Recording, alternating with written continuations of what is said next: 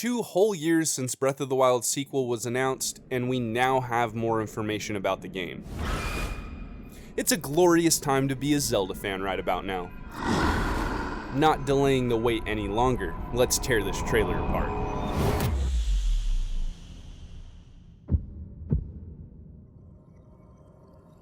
Similar to how the last one ended with the green energy, this new trailer starts with Malice flowing out from the left side of the screen.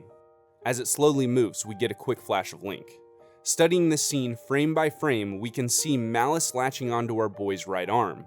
Scrubbing forward, Link is wielding the Master Sword, while Malice is shown consuming his right hand and then moving up to his shoulder. What could this mean for the Master Sword? Judging by the first trailer, we know Link still has the sword after this point, though these cutscenes may have been altered from the original trailer as development does change things. I'll touch more on that later. After the flash of our hero, we come back to the Malice creeping across the screen until a brief image of Daddydorf appears, accompanied by a familiar growl. Here, Ganondorf looks to be draped in a tattered chiton, a tunic normally worn by men and women of ancient Greece, or in this case, ancient Hyrule. Around his waist, he wears a horseshoe. Wait a minute, Ganondorf was a stable master all along? Jokes aside, this version of Ganondorf looks rather intimidating to say the least. Taking a closer look at his body, we can make out what seems to be holes in the middle of his chest where the green hand was embedded, and below that are 4 more holes, possibly calling back to his wound from previous titles such as Twilight Princess. As for what Daddydorf is up to in this scene, it might be the moment in which the castle is raised skyward by Malice. Very telling when it's followed up by the slow-moving, dim-lit Malice quickly picking up speed and turning a violent red. Shortly after, Zelda's mugshot appears on screen, seemingly terrified at what's about to happen. Link pulls a Scar and drops our fair princess off of Pride Rock. Seriously though, Zelda falls to her doom. Going back to the original trailer, we can somewhat make out what happens here. Ganondorf is awakened, his hand twitching with life.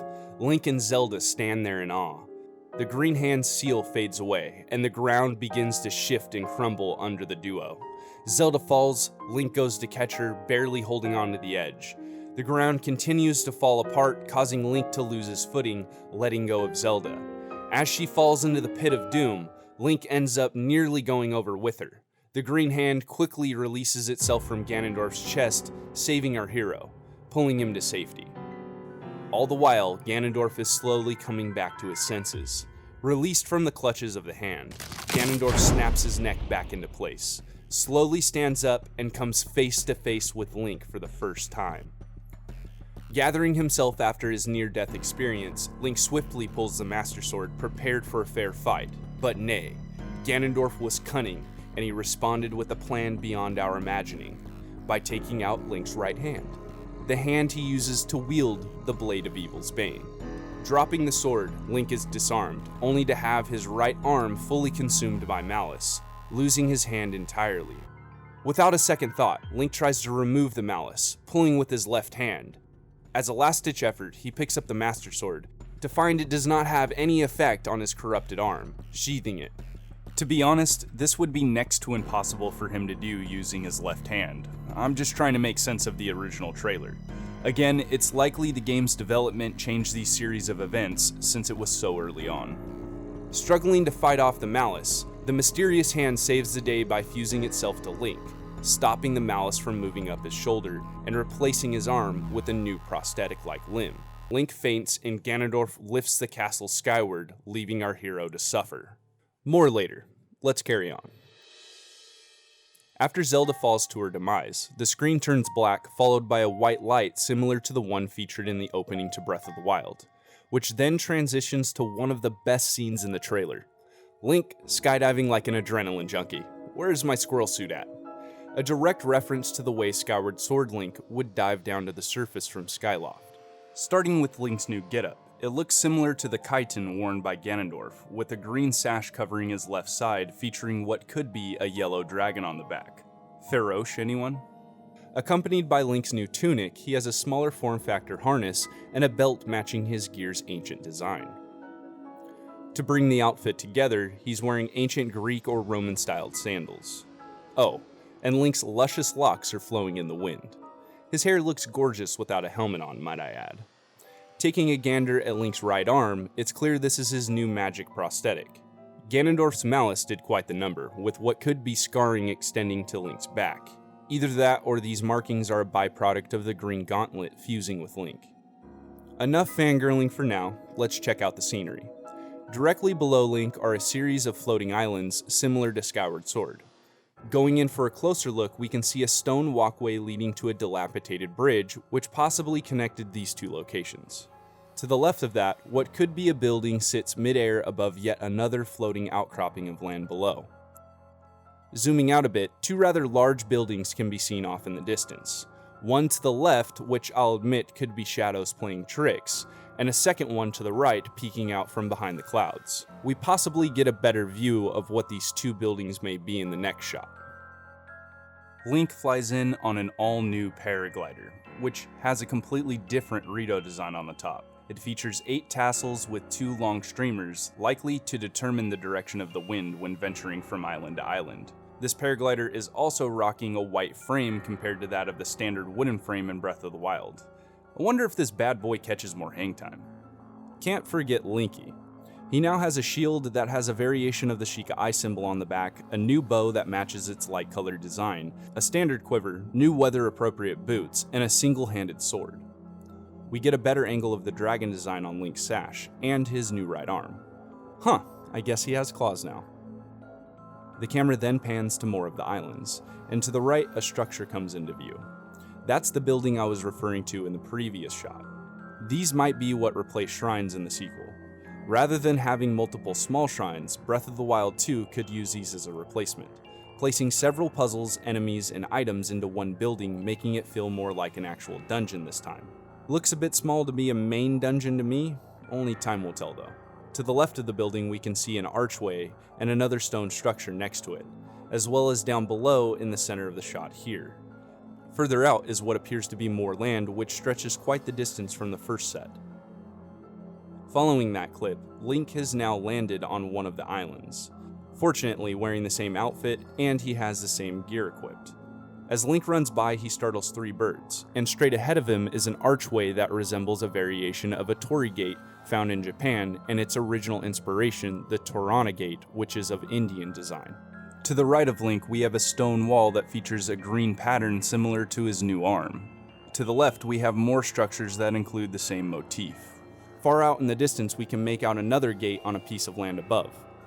The lighting in this scene is unbelievable. Next up is Breath of the Wild 2's version of an Igor. I think it resembles the one from Majora's Mask the most. It might just be waking up in this moment, similar to a stone talus when it's lying dormant. In the center, we can see what can be viewed as the same green energy produced by Link's new pal. You know, his arm.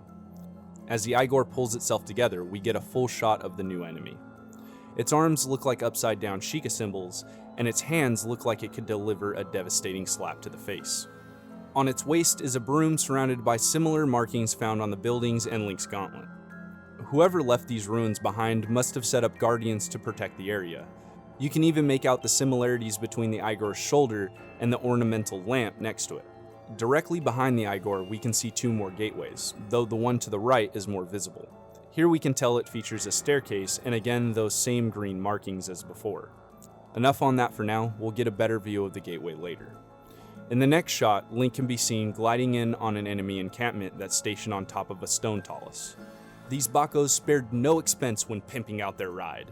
It has all of the latest features Bako technology has to offer, like wooden stakes at the bottom to fend off intruders, barriers to protect the Talus's weak point, and stabilized towers that don't fall apart when the creature moves around. The Bakos also have longer horns, which could either indicate a power increase since Ganondorf is back, or a lengthy passage of time. I'll go with the former because I don't feel time travel will play much of a role in this title outside of abilities. This shot is a perfect example of why I don't think we'll be time traveling in this game. To further elaborate, some are under the impression that because Link has 2 different outfits on when in Hyrule, like so, and in the sky, that we are playing as 2 different Links. One from the present and one from the past. Or that the Link from the present is somehow traveling back in time when he visits the sky. For the first idea, I present to you the Paraglider. It's the same one shown in the previous clip with Link in the heavens. I will give you this, just because it's the same paraglider doesn't debunk time travel, it just makes it less likely. The second idea I'll touch on more when it comes time. For now, take a look at those stone structures to the left. This area is exactly in between Whistling Hill and the ranch ruins. That's the ranch right there. Those structures don't exist in Breath of the Wild and look similar to the walls and bottoms of the floating islands. Another thing to notice is that both Akkala Tower and Vah Ruta are no longer visible, indicating that the Sheikah's technology has become dormant after Breath of the Wild, which would explain why they aren't present in the rest of the trailer. One last thing I'd like to point out is Death Mountain is no longer active. Could we be going inside? Now we come to a clip of Link's new limb in all its glory. As the green energy swirls around his arm, it solidifies into a dark green, the gauntlet's lights flashing as it fuses with Link for the first time. You know, it kind of looks like a glorified power glove.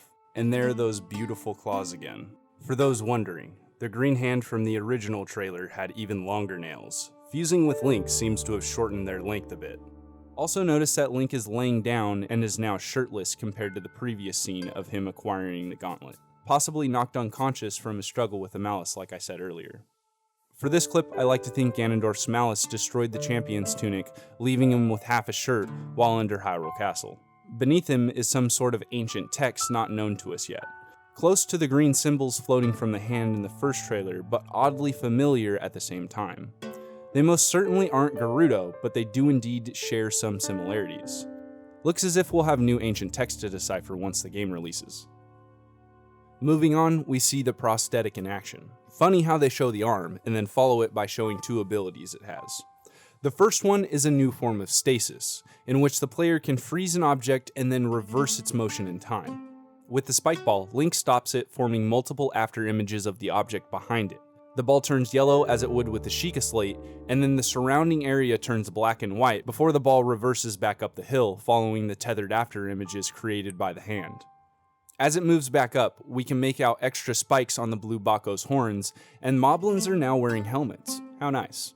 Above them are more enemies, followed by some unorthodox encampments, specifically this one on the top left, which looks more like a trap. Following the old enemies is a brand new one, for Breath of the Wild that is. But before we keep going, I need to address something first. I've seen a lot of people commenting on Link's face not being shown very often, if at all, during the trailer. We all know it was there at the beginning while Malice was having his arm for breakfast. However, after that, we don't see much of Link's mug. Why is this? Well, I mean, this is a third-person game. Most of the scenes of Link are actual gameplay clips. We literally stare at the back of this dude's head all the time while playing the game. This doesn't strike me as unusual or outside the norm. Though, to prove nothing is wrong with Link's face, let's take a closer look at the bottom left-hand corner of the scene with a spike ball.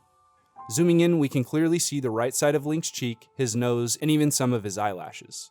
Looks clean-shaved, no scars have crept up his cheek either. Maybe his eye is damaged, maybe. Okay, enough on that for now. On to the new enemy. Most would think this is a worm, something close to a sandworm from Phantom Hourglass or a mold worm from Minish Cap. However, I'm going to go out on a limb, I know it's crazy, but I believe this creature to be Breath of the Wild's version of a Deku Baba. I could totally be wrong and it could be an entirely new creature. Either way, it's creepy. Oh, and did I mention Link has a dragon-shaped flamethrower attached to his shield? Glowing green just like his right arm does? Please, Hylia, let this be a unique dungeon item. Judging by the ancient architecture surrounding Link, this must be some underground ruins left behind by whoever populated the skies above, as their green design once again can be seen scattered around the room. Maybe this cavern is even situated in the sky on an island that happens to have an underground section to it. Behind the enemy seems to be a platform where a chest would normally spawn. Killing this creature could reveal it. Before we move forward, let's check out Link's face one more time.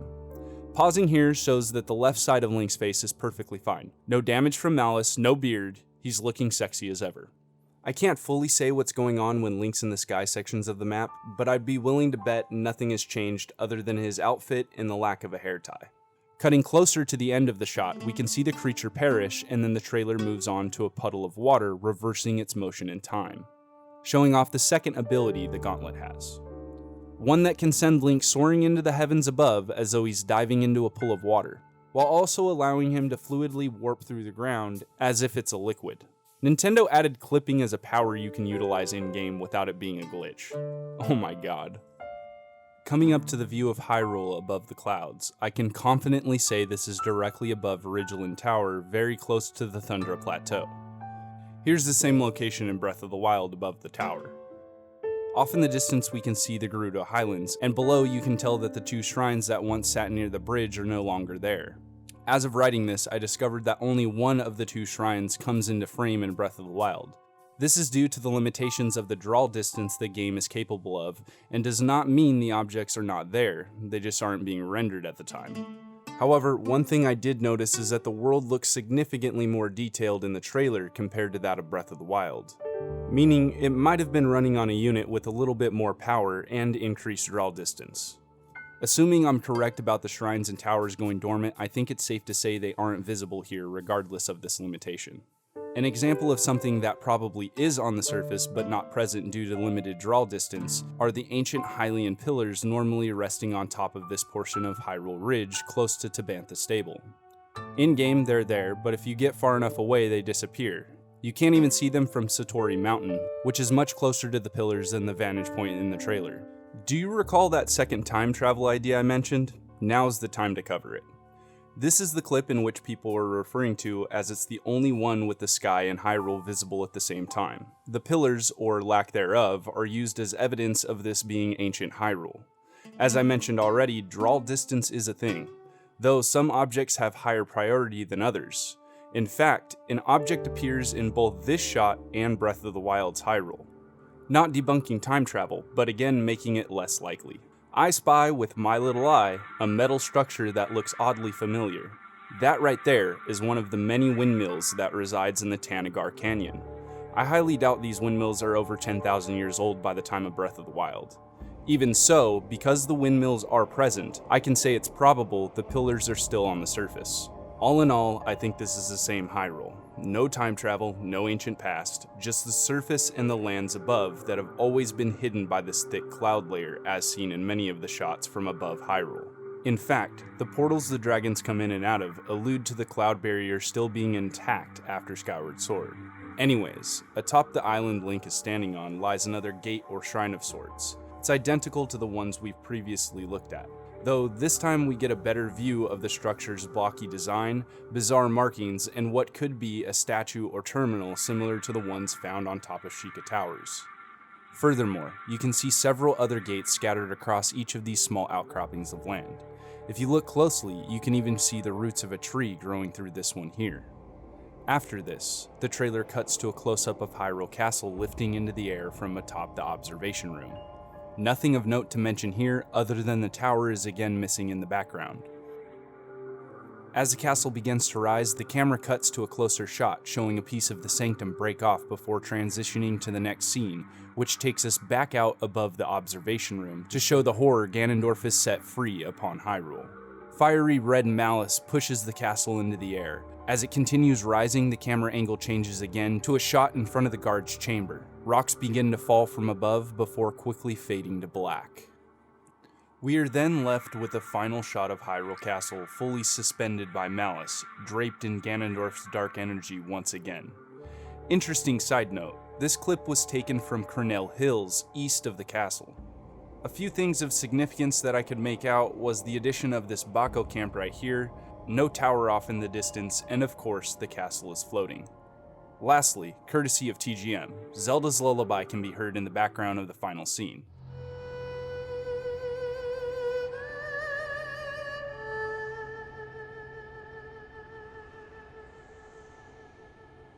He mentioned to me that this sounded a lot like an erhu, which is also known as a Chinese violin. Props for the find, my dude. This same instrument is used very clearly in the songs played when approaching any of the three dragons, and in a few other pieces the game has to offer. Nice nod to the goddesses, Zelda team. And with that, I'm done with my in-depth analysis of Breath of the Wild 2's new trailer. What do you think? Did I miss any sweet details? Sound off in the comments below. I want to discuss this game with all of you. Much love to all my subscribers and channel members. Like, comment, subscribe, and may Hylia bless the rest of your week. RMFH out.